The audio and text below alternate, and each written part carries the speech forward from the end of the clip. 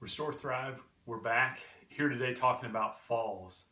And while this seems like an unusual thing to talk about, our whole motivation behind this is really just for you guys to start training more functionally, and learning how to fall well can prevent a lot of problems. And falls can happen for a number of reasons, be it weather related, be it someone knocking you off balance, or you just losing your balance on your own. What we see is a lot of injuries occur when people fall. Wrist fractures, pelvic fractures, just a variety of injuries that are really hard to overcome. And what we find as well is if we train some of these movements, what we consider really functional movements, we can prevent a lot of injuries related to falls. So we're going to specifically talk today about how to train to fall forward and backwards and how to progress that to learning how to fall from your feet. And so what we're going to start with first is a forward fall progression here. And we always start from the knees. Now if you've got something that's heavily carpeted, that works better.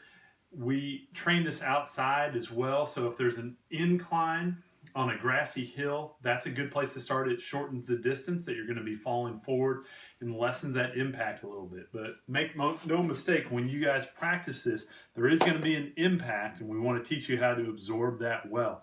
So here's the position we want you to be in when you fall. We want to try to disperse that weight through both arms, not just reaching our hands and our wrist out in front with our arms straight. I want to try to slow my descent by taking that weight with my arms, and then in my lower body, instead of my legs just being straight, I want to try to splay my legs out to, again, disperse that impact.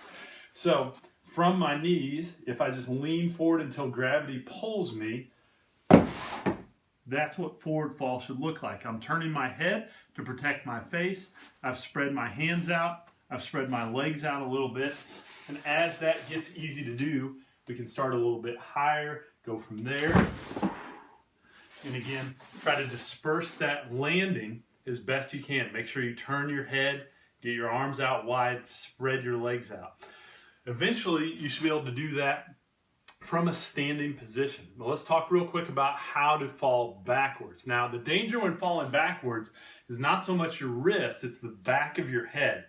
And also slowing your descent as you go backwards. So the first thing we think about is tucking the chin down so that the back of the head doesn't hit the ground. The second thing we think about is stopping ourselves by pushing our arms back behind us and trying to again, just disperse that force and get us back up as quickly as possible.